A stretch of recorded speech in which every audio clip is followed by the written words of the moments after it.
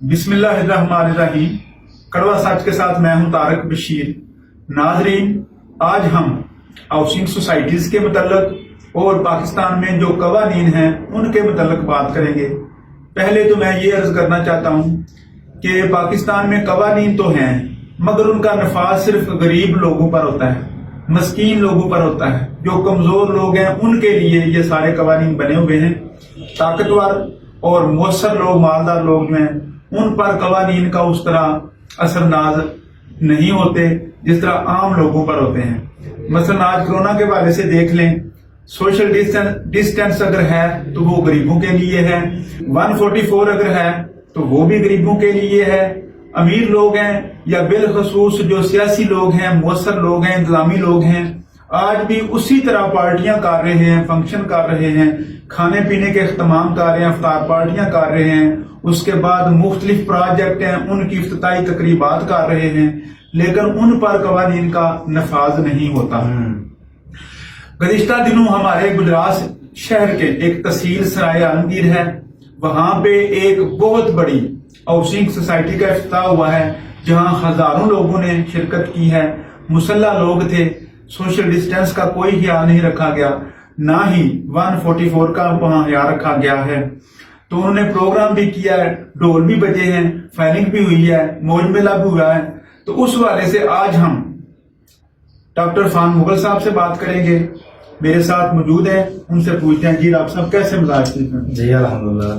تو مجھے یہ بتائیں کہ ہمارے شہر میں گجرات میں جو تحصیل سرائے عالمگیر ہے وہاں پہ ایک نئی کالونی کا افتتاح کیا گیا ہے گزشتہ 2-4-5 دن پہلے جی، تو جس کی یہ ویڈیو بھی چل رہی ہے سارا اس کی پروگرام کے حوالے سے۔ تو جی، اس کے متعلق ہمیں وہ پتا چلا کہ 16,000 کنال کو جگہ ہے، اس کا نہ کوئی NOC ہے، نہ ہی کوئی وہ اس کے متعلق وہ گورنمنٹ سے اجازت لی گئی ہے۔ جی، تو وہ پلاٹ بنا کر بیچ رہے ہیں، لوگ بیچارے بیرون ملک جاتے ہیں، روپیہ اکٹھا کرتے ہیں، محنت مشقت کرتے ہیں، پاکستان میں آتے ہیں، سوچتے ہیں چلے کوئی پلاٹ لے لیتے ہیں، مکان لے لیتے ہیں، جگہ لے لیتے ہیں، تو ایسی ہاؤسنگ سوسائٹی کو میں پھنس جاتے ہیں، نہ وہ NOC چیک کرتے ہیں، نہ وہ ان کا اجازت نامہ چیک کرتے ہیں، بس لوگوں کے اعتماد پہ ان کو ادھر وزٹ کراتے ہیں، گاڑی میں بٹھا کر پلاٹ بنے ہوتے ہیں، بڑا شوشہ کیا ہوتا ہے۔ تو لوگ سمجھتے ہیں چلو اتنے پیسے بڑی مشقت سے اکٹھے کیے ہیں، آنے والی نسلیں ہمارے بچے جو ہیں وہ اس میں رہیں گے تو ان کی زندگی تھوڑی آسان ہو جائے گی، تو وہ خرید لیتے ہیں۔ بعد میں پتہ چلتا ہے یہ تو ہاؤسنگ سوسائٹی جو ہے جعلی ہے، اس پر نہ NOC ہے، نہ اس پر کسی نے کچھ اجازت لیا گورنمنٹ سے، وہ بیچارے بعد میں تھانوں میں کچہروں میں کجلوار ہوتے ہیں۔ تو اس کے متعلق آپ چونکہ آپ نے کافی تحقیق کیا، جو بھی آپ پروگرام کرتے ہیں تحقیق کر کے لاتے ہیں، ریسرچ کر کے لاتے ہیں، آپ بھی آج میں دیکھ رہا ہوں آپ کے پاس کافی اس کے متعلق کاغذات ہیں، تو ہمارے ناظرین کو تھوڑا سا اس کے متعلق بریف کریں۔ بسم اللہ الرحمن الرحیم۔ بٹ صاحب آپ نے جو باتیں کی ہیں اس سے میں ایگری کرتا ہوں کہ یہ قانون پاکستان کے قوانین اور نافذ ہوتے ہیں، نافذ العمل ہے وہ صرف اور صرف غریب عوام کے لیے۔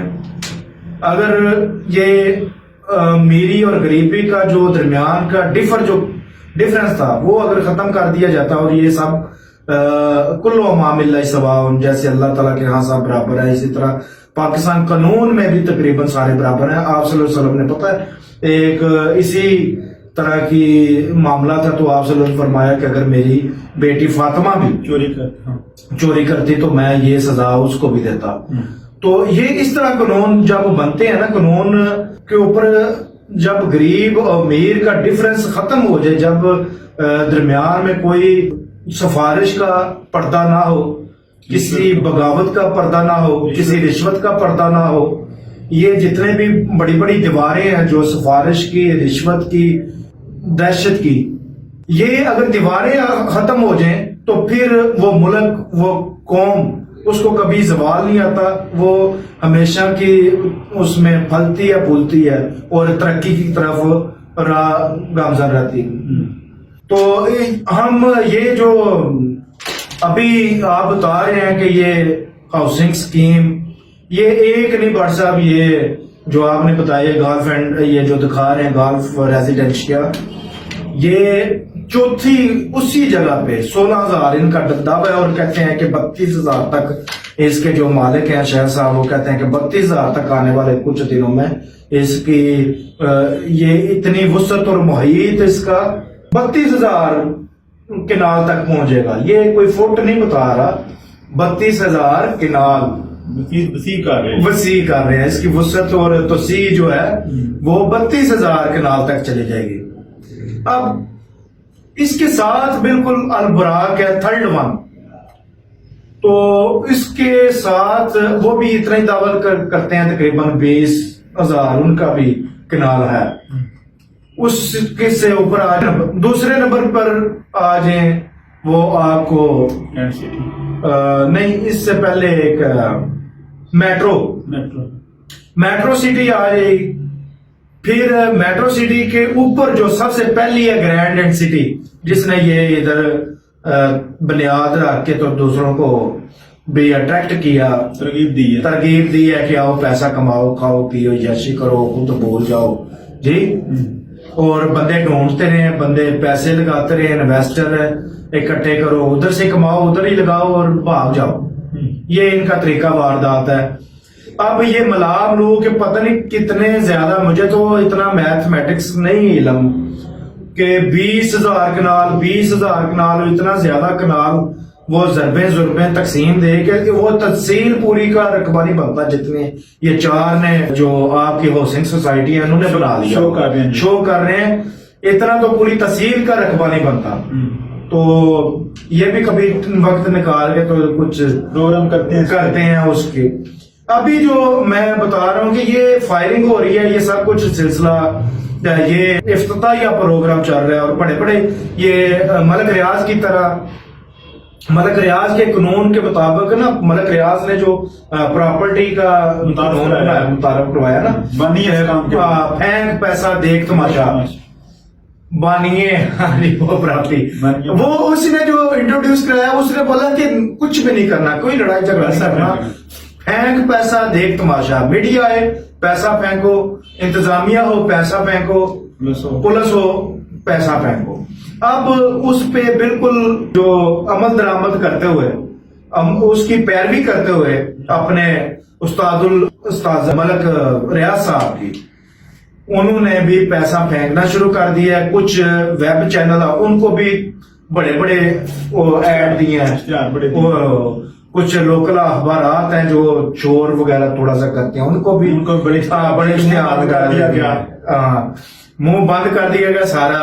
اور اس کے پیچھے کیا چل رہا تھا, وہ کس طرح کی وہ دیوار کھڑی کی تھی, وہ رشوت کی, وہ دہشت کی, وہ جو دیوار تھی اس کے پیچھے کیا چل رہا ہے, یہ جناب یہ چل رہا ہے. اتنے زیادہ لوگ ہیں.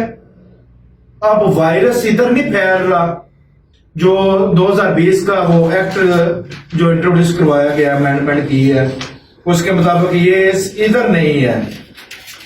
وائرس بھی نہیں پھیل رہا, نجائز اسلحے کا بھی دیکھیں, وہ اسلحہ بھی 144 جو ضابطہ فوجداری کی وہ اس کی دفعات کو بھی وہ پس پش ڈال دیا گیا ہے, وائلیشن اس کی کر رہے ہیں. اور لوگوں کا ہجوم ہے, 1,000 تقریباً یہ لوگ ہیں افطاری, یہ کھانا پینا اور یاشی کے معاملات کر رہے ہیں. پتہ نہیں روزہ کن لوگوں نے رکھا ہوا ہے, کس لوگوں نے کیا کیا ہوا ہے. اب دیکھتے ہیں. یہ اسی کی دوسری آپ کو طرف دکھاتے ہیں, اس پہ کوئی پرچہ نہیں ہوا, نہ نجائز اسلحے کا, نہ اسلحہ لہرانے کا, اور نہ ویسے تو یہ جتنی ایف آئی آر ہوتی ہیں اس میں آتشین اسلحہ لہراتے, ایسے پکڑا ہم نے, ایسے ٹیکنالوجی استعمال کی تو ایسے ہے جی ڈرامائی انداز میں, جدید آر پی او کی سربراہی, ڈی پی او کی قیادت, ڈی ایس پی کی سیادت, تو پھر جا کے یہ وہ بیچارے جو پکڑنے والے ہوتے ہیں وہ کہتے ہیں سانو بھی کدی کوئی پوچھ لیا کرو, ساڈا بھی کوئی نہ ہی کرتا. اچھا ان کو نہیں پکڑا بالکل بھی, کیونکہ پیسہ پھینک پیسہ دیکھ تماشا. دوسری طرف ایک بیچارے کی شادی تھی بڑ صاحب بندے کی جی, برات آئی ہوئی ہے, وہ بھی اسی شہر میں دلہا مان رہا ہے. تو جناب 6 بجے اس کی روانگی ہے جی. یہ اس کا کوئی میں نکاح نام کیا ہوتا ہے, انویٹیشن کارڈ نہیں بتا رہا, یہ اس کے اوپر جو ایف آئی آر ہے وہ بتا رہا ہوں. کہ 6 بجے جناب روانگی ہے. کہا کہ برات کی روانگی نہیں، یہ پولیس کی جناب جو تانے سے روانگی ہوئی ہے. کہتے ہیں جی ہم بسلسلہ گشت نکلے ہوئے تھے، گشت یا دہشت میں نکلے تھے. یہ زبان جی 15 پہ کار وصول ہوتی ہے جناب کہ شادی چل رہی ہے بڑی سخت قسم کی، اور ادھر بڑی زیادہ وائرس پھیلا رہے ہیں، اور وائرس کی وجہ سے کئی لوگ جو ہیں وہ اس دنیا سے رخصت ہو چکے ہیں. ان کو وصل اللہ ہو گیا ہے جی، وصل لیلا کے بجائے وصل اللہ ہو گیا. شہباز علی گجر ہیں جی، میں تھوڑا سا وہ بتاؤں. شہباز علی کے گھر کافی لوگ شادی کے لیے اکٹھے تھے.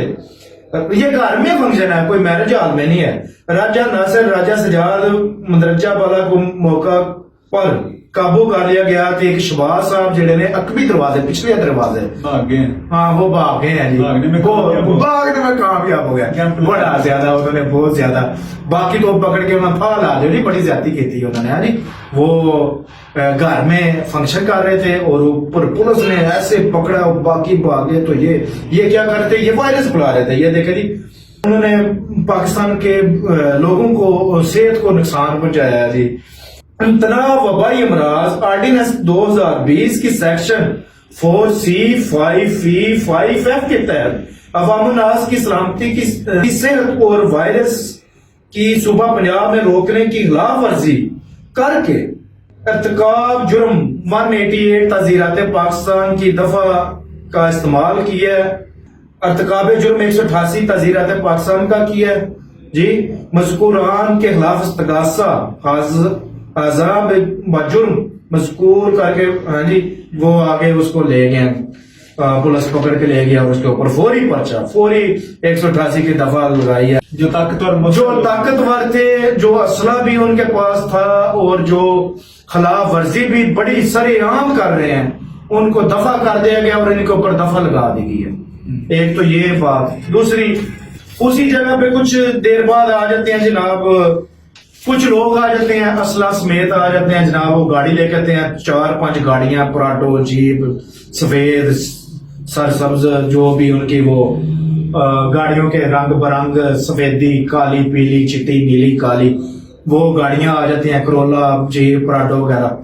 وہ گلف ریزیڈینشیا کے اندر انٹر ہوتی ہیں، ہزاروں کا مجمع ہوتا ہے. پہلی تو بات یہ ہے کہ میں بتا چکا ہوں کہ ان کے اوپر یہ 2 FIR ہوتی تھی اسلحہ کی، اور دونوں ہی 144 کی دفعہ جو ہے ان کو انہوں نے رگڑا لگایا.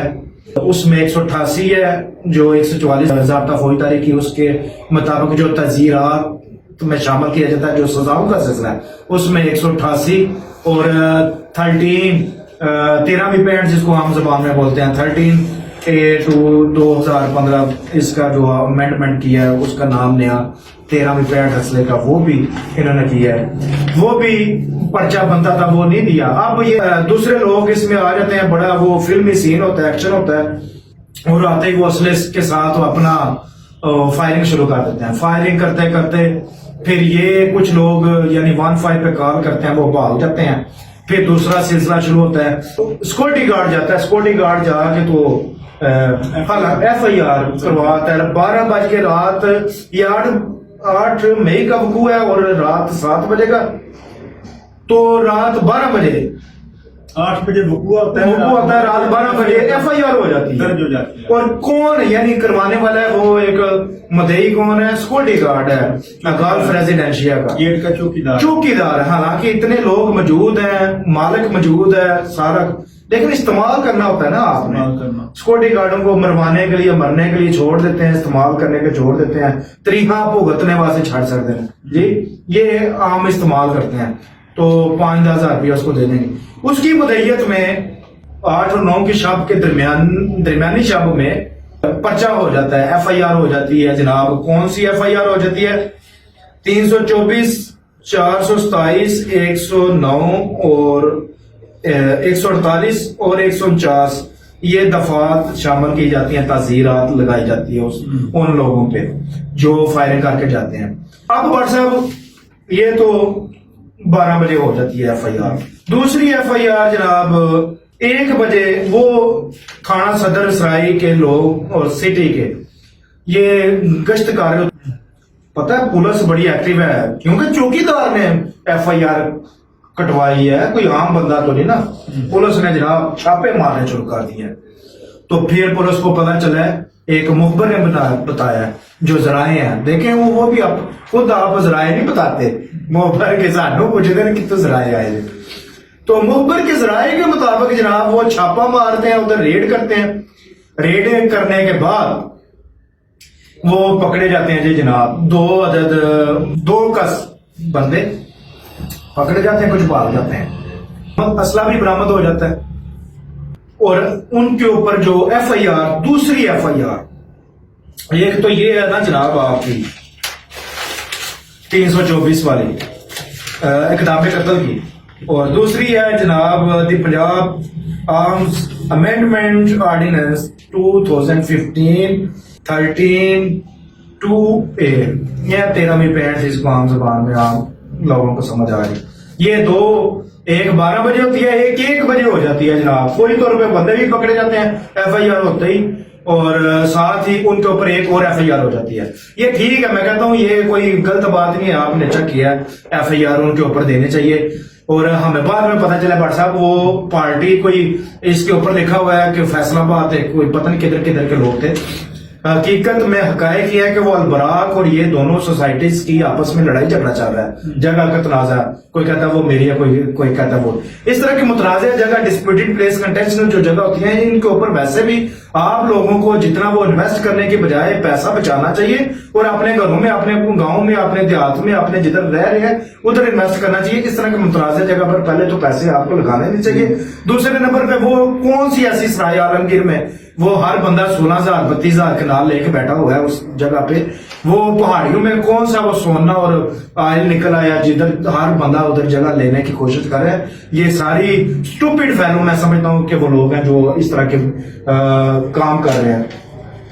تو آپ ایسا نہ کریں تاکہ آپ کو کسی قسم کی اسٹوپڈ فیلو کلاس جو ہے نا اس میں شامل نہ ہو، تو تاکہ بعد میں کرونا تو چلا جائے گا، رونا آپ کا رہ جائے گا.